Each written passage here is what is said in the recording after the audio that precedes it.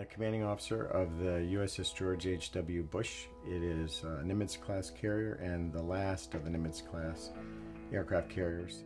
To give a sense of the scale, it's 1,000 feet long. And if you stood it on its stern, it would be as tall as the Empire State Building. There's 3,000 spaces in an aircraft carrier, and so it's carries 3 million gallons of JP5 jet fuel. It has 2 nuclear reactors. It carries 3 million pounds of ordnance. It crews 5,000 people. We have our own TV, chapel, stores, office spaces, and then on top of that is an airport. And then we have all the maintenance facilities to take care of about 64 aircraft. I was working as a comptroller in the Navy, and while I had lots of experience in Navy, I didn't have any experience in financial management.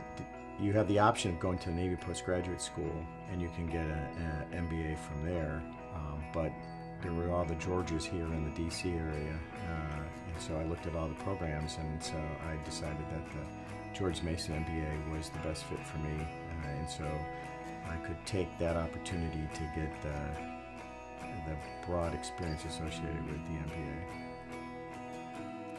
I have a lot of memories from my, it was enjoyable, and you know, there were some, because it was all new, I'm sure some of my professors remember me. The good part about our program, I thought, was the diversity of the people that were in the class and the life experiences that they brought. And then, you know, when you're in a culture, you know, you get a way of thinking. And so in the Navy, we say after 6 months, you know, you don't have the ability to see a problem uniquely. You're assimilated by the culture. So going into the MBA program, and Dr. Crampton with the human resources, and seeing that it's a very different world in the civilian world. Our pay is completely transparent, but the dynamics with humans is the same wherever you go. Strategic management, marketing. We actually have a marketing requirement.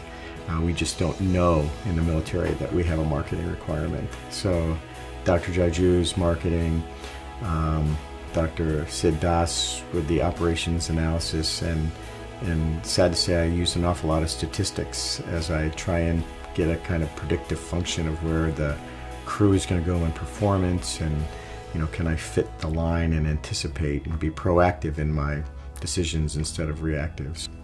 There's been a lot of useful classwork that actually translated well into the carrier environment.